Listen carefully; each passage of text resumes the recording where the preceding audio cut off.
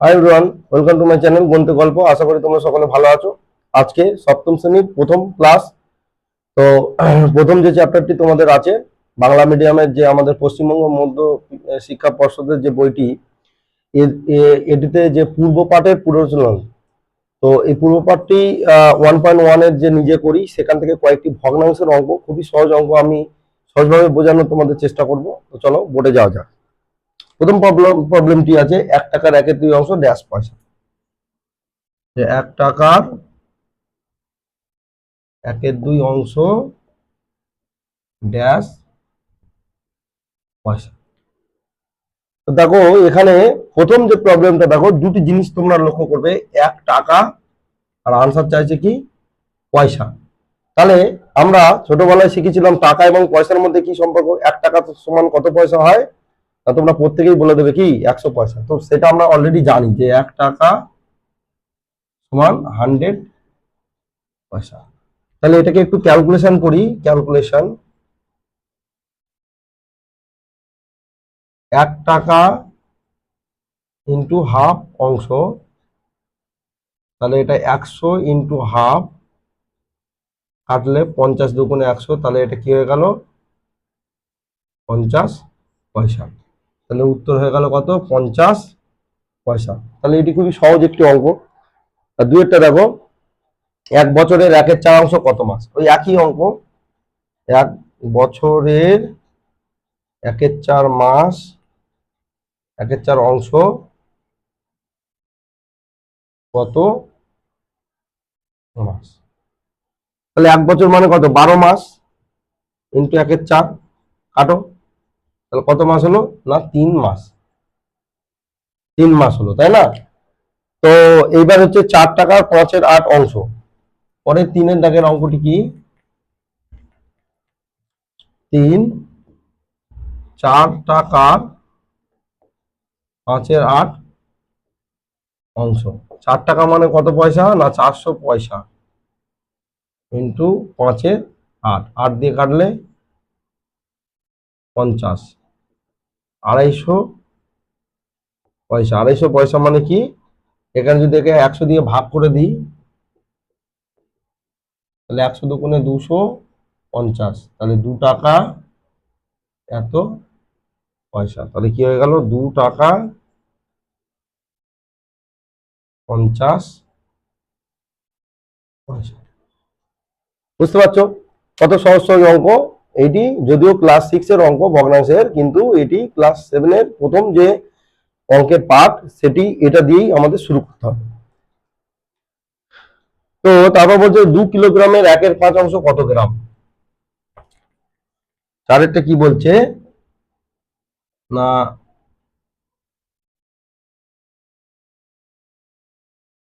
1/5 অংশ কত গ্রাম। তা 2 কিলোগ্রাম মানে কত কেজি বলো, 2000 গ্রাম ইন্টু 1/5, 5 দিয়ে কাটলে 4×5 = 20, শূন্য, তাহলে সমান সমান কত হয়ে গেল 400 গ্রাম। 400 গ্রাম, তাই না? তো পরের অঙ্কটি দেখো, 5 লিটার 2 ডেসিলিটারের হাফ অংশ। 5 লিটার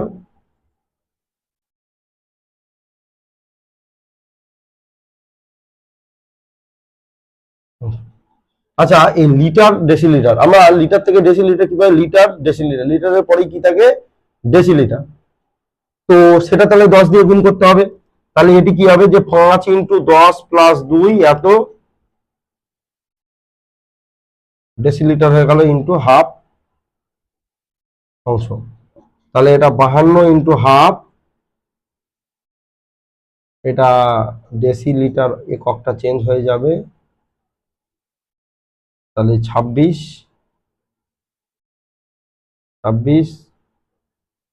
ডেসিলিটার মানে কত না, 2 লিটার 6 ডেসি। দেখো এই সব অঙ্কগুলো তোমরা খুবই সহজে জাস্ট কাটাকুটি করলেই অঙ্ক হয়ে যাবে। চলো পরের একটি অঙ্ক যাওয়া যাক, 5-এরটা। তো এটা তো 5-এরটাই করে দিলাম। 6-এরটা, বলছে একটি সংখ্যার 1/3 অংশের সঙ্গে 20 যোগ করলে 35 হয়, সংখ্যাটি কত? একটি সংখ্যার 1/3 অংশের সাথে 20 যোগ করলে সংখ্যাটি হয় 35। সংখ্যাটি কত? তাহলে এটি আমরা দুভাবেই করতে পারি, দুভাবেই দেখাই। প্রথমে আমরা এই যে 20 যোগ করতে বলেছে, এর থেকে 20 বিয়োগ করে দেবো, তাহলে নির্ণয় সংখ্যা বলে লিখবো নির্ণয় সংখ্যা। তাহলে 35 থেকে 20 আমরা বিয়োগ করে দিলাম। এবার 20 বিয়োগ করলে কি পাবো? 15 পাবো। কিন্তু এখানে 1/3 অংশ বলেছে, তাহলে এই 1/3 অংশের জন্য আমরা কি করবো? এটার সঙ্গে 3 গুণ করবো। 3 গুণ করে দিলে কি হবে? 15 × 3, তাহলে 45। এই সেই সংখ্যা 45। 45-এর 1/3 অংশ কত? 20, সরি 15। 15-র সঙ্গে 20 যোগ করবো, এটা পাবো 35 পাবো।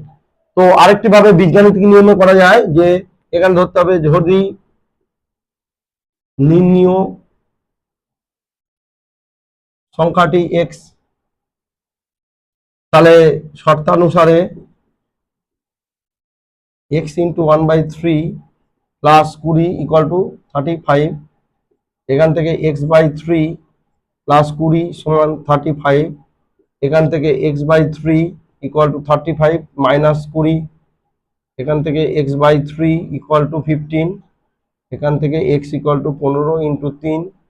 এখান থেকে x = 45। তাহলে এইটা আমার নির্ণয় সংখ্যা। তো তোমরা পাটিগণিতের ওয়েতেও করতে পারো, তোমরা বীজগাণিতিক ভাবেও করতে পারো, যেটা তোমাদের খুশি। ঠিক আছে, পরের অঙ্কটি যা যা।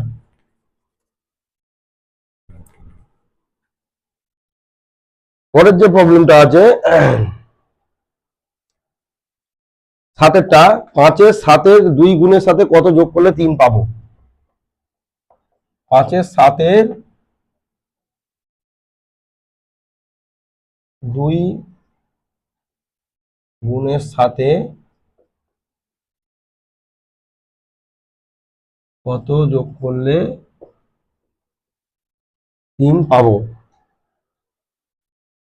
দেখো 3 পেতে হবে 5-এর সাথে 2 গুণের সঙ্গে, তাই তো? তাহলে আমি কি করব? আগে 3 বিয়োগ করব। 3 থেকে 3 তো পেতে চাই, তাহলে 3টা আগে লিখতে হবে 5-এর 7-এর 2 গুণের সঙ্গে। তাহলে 5-এর 7-এর সাথে 2 গুণ, এইটা বিয়োগ দেবো। তাহলে এটা আবার হবে নির্ণয় সংখ্যা।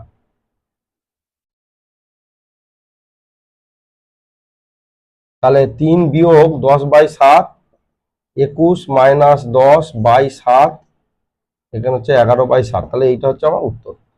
ঠিক আমি যদি x ধরে করি, দেখো মনে করি সংখ্যাটি x,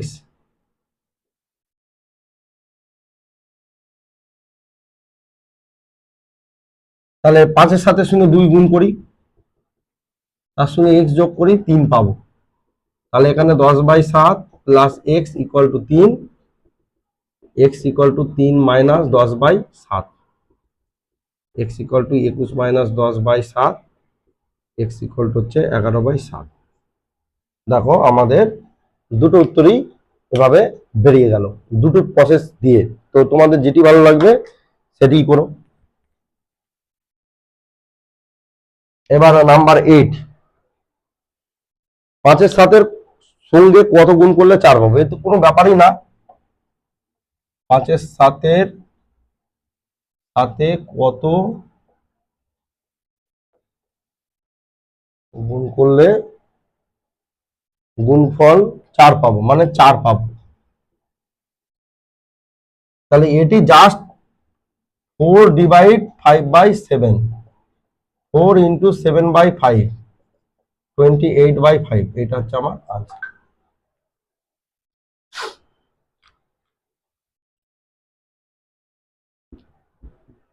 এবারে 9 দাগের যে প্রবলেমটি আছে, দেখো 9 দাগের প্রবলেম, 2-এর 3, 4-এর 5, 2-এর 3 × 4-এর 5, 2-এর 3, 4-এর 5, 2-এর 3 × 4-এর 5, এই তিনটে ভগ্নাংশের মধ্যে কোনটি সবচেয়ে ছোট হিসাব করি। তাহলে এটি তো 2-এর 3, 2-এর 3ই আছে, এটিও 4 এর 5, 4 এর 5ই আছে, এটি 8 এর 15।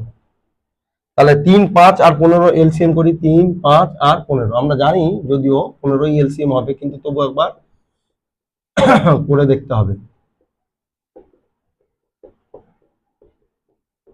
তাহলে এটা হচ্ছে গুণ দিলে 15 হচ্ছে এলসিএম, তাই না? তাহলে এটাকে 15 বানাতে গেলে 3 × 5, 2 × 5, 10/15। এটাকে 4 × 3, 5 × 3, 12/8 × 1, 15 × 1, 8/15। তাহলে দেখো তো কোনটা সবচেয়ে ছোট হচ্ছে? এইটা সবচেয়ে ছোট, মিন্স এটা সবচেয়ে ছোট, তাই না? যেহেতু 8, 12 আর 10, তাহলে এই 2 এর 3 × 4 এর 5 সবচেয়ে কি ছোট। তাহলে বাচ্চারা তোমরা নিশ্চয়ই এটি বুঝতে পারছো। আমি সরে গেলাম, এই অঙ্কটি দেখে নাও কিভাবে করতে হবে। জাস্ট ছোট থেকে বড় সাজানো অঙ্ক, কিন্তু এখানে এই গুণফল আছে, গুণফলটাকে করে নেবো, তারপরে একইভাবে করব। উত্তর লেখার সময় কিন্তু এইটা লিখবে না, এটাও লিখবে না, উত্তর লেখার সময় কিন্তু এটা লিখবে যে এটি সবচেয়ে ছোট। পরের একটি অঙ্ক আছে সবচেয়ে বড়, ওই অঙ্কটা তোমাদের বাড়ির জন্য দিয়ে দিলাম, বাড়ি থেকে করবে সেম ভাবে, যেটি বড় হবে বড় হবে। 11 দাগের অঙ্ক কি বলছে, একটি সংখ্যা 4 গুণ ও ওই সংখ্যার অর্ধেক যোগ করলে,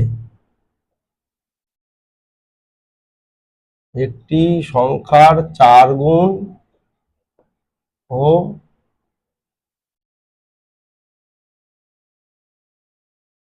অর্ধেক যোগ করলে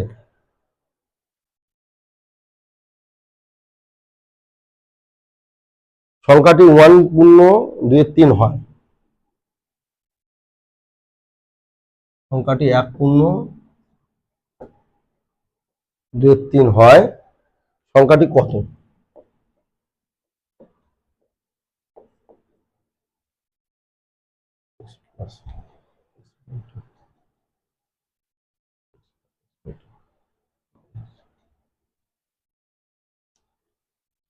আচ্ছা, 4 গুণ কোন সংখ্যা 4, আমি যদি 1 টাকা একটা সংখ্যা ধরি, 1 টাকা, দেখো 1 টাকা 4 গুণ মানে কত? 4 টাকা। আচ্ছা, 1 টাকার অর্ধেক মানে কত হচ্ছে? 0.5 টাকা। তার মানে এটা হচ্ছে 4.5 টাকা। তার মানে এই 1 টাকা ছিল আমার, এই ক্যালকুলেশন করার পর হচ্ছে 4.5 টাকা, ঠিক আছে? তো বলছি একটি সংখ্যা 4 গুণ ও অর্ধেক যোগ করলে তাহলে সেটা কি হয়ে যাবে? 4.5 গুণ হয়ে যাবে, সেই সংখ্যাটা কি হয়ে যাবে? 4.5। সংখ্যাটি এত হয়। তাহলে এখান থেকে কি করব, জাস্ট এই নির্ণয় সংখ্যাটি ক্যালকুলেশন করব। কি নির্ণয় সংখ্যাটি 1/2 ভাগ এই 4.5, বা হ্যাঁ এই 4 প্লাস হাফ করে দেবো, কেন কি এই 4 আর হাফ হয়ে গেল, এইটা আমরা কি করবো, ভাগ দিয়ে দেবো। তাহলে এর উত্তর হবে 3 একে 3 আর 2 5 3 ভাগ এই 4 2 9 2, তাহলে 5 3 ইন্টু 2 9, তার মানে 10/27। তাহলে দেখো এটি খুব সহজ একটি অঙ্ক, কিন্তু একটু ঘুরিয়ে বলা আছে যে 4 গুণ এবং হাফ। তাহলে 4 গুণ মানে 4 আর হাফ মানে 1/2। তাহলে 4 আর 1/2 আগে যোগ করে নেবো, যোগ করে নিয়ে যেই সংখ্যাটি দেওয়া আছে ওটা থেকে ওইটা ভাগ করে দেবো, দিলে কি হবে, এই অঙ্কের আনসার পেয়ে যাবে। চলো 12টা দেখি।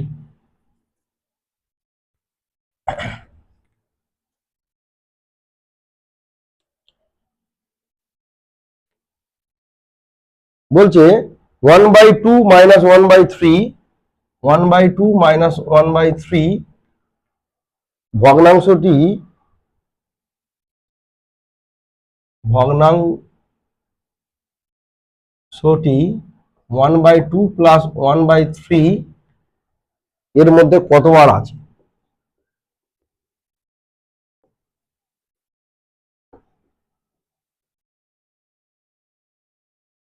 দেখো এটিও কিন্তু খুবই সহজ একটি অঙ্ক, যে দুটি ভগ্নাংশ দেওয়া রয়েছে, অবশ্যই ভগ্নাংশগুলো ডিরেক্ট নয়, যোগ করতে হবে এবং বিয়োগ করতে হবে।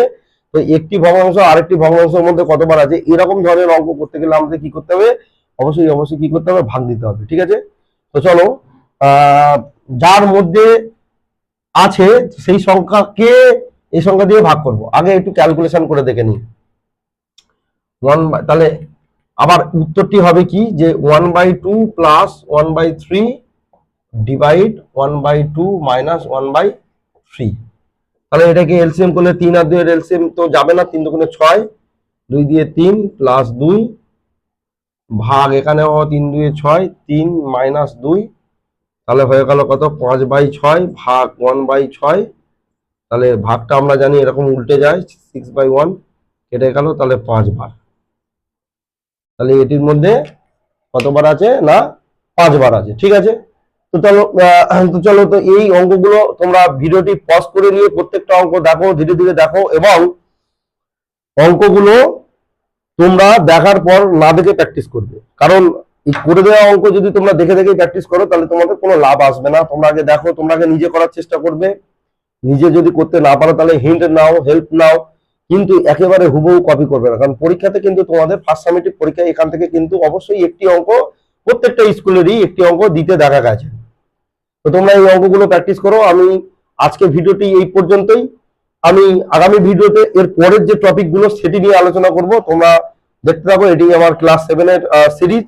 তো 7 আমি কিছুদিনের মধ্যেই সিরিজগুলো পরপর করে দিয়ে আমি ফিল আপ করে কমপ্লিট করে দেবো, তোমাদের সিলেবাসটা কভার করে দেবো। আর আমার এই মহৎ উদ্যোগ যেটা আমি নিয়েছি, সারা পশ্চিমবঙ্গবাসীর যে মধ্যশিক্ষা পর্ষদের ছাত্রছাত্রী যারা গণিতে খুবই দুর্বল তাদের জন্য এই যে অনলাইন যে কোচিং, এই কোচিং এর ব্যবস্থা আমি করেছি। তোমরা ভিডিওগুলো পরপর সিরিজগুলো দেখতে থাকো, তাহলে আমার এই উদ্যোগটি সফল হবে। এবং ভিডিওটি যদি ভালো লেগে থাকে অবশ্যই ভিডিওটি শেয়ার করো বন্ধুদের কাছে, লিঙ্কটি হোয়াটসঅ্যাপে বা অন্যান্য সোশ্যাল মিডিয়ার মাধ্যমে শেয়ার করো। আর অবশ্যই ভিডিওটি ভালো লাগলে লাইক দিয়ে আমাকে সাহায্য করো, তাহলে আমরা বুঝতে পারবো যে হ্যাঁ ভিডিওটি তোমাদের ভালো লাগছে। আর যদি কোনো প্রবলেম বুঝতে অসুবিধা হয় তাহলে কমেন্ট করো, আমি পরবর্তী ভিডিওতে ওই বিষয়টা নিয়ে আবার তোমাদের কমেন্ট নিয়ে আমি বিস্তর আলোচনা করব। তো আজকে এইটুকুই, ভিডিওটি দেখার জন্য ধন্যবাদ। পরবর্তী ভিডিওর জন্য অপেক্ষা করো। আর যেহেতু আমার এই ভিডিওগুলো 5 থেকে 12 পর্যন্ত আছে, তাহলে তোমাদের বাড়িতে ছোট ছোট ভাই বোন যদি ক্লাস 5 6 এ থাকে তাহলে তাকেও এই 5 এবং 6 এর যে ভিডিওগুলো আছে সেগুলো শেয়ার করো। এবং তোমাদের বাড়িতে যদি দাদা দিদিরা থাকে ক্লাস 11 12 বা 9 10 8 সেগুলো কিন্তু শেয়ার করো। কারণ আমার এই সিরিজটি ক্লাস 5 থেকে ক্লাস 12 পর্যন্ত পরপর প্রত্যেকটা দিন আমি চেষ্টা করছি তোমাদের ভিডিওতে আপডেট থাকার। চলো তাহলে আজকে এইটুকুই। আগামীতে নিশ্চয়ই কোনো না কোনো ভিডিও সাথে তোমাদের পরিচয় হবে, দেখা হবে। চ্যানেলটি নতুন হওয়ার কারণে চ্যানেলটি পাশে থেকেও চ্যানেলটি মোটামুটি শেয়ার করো। আর কি বলার আছে, চলো আজকে টাটা, এই পর্যন্ত।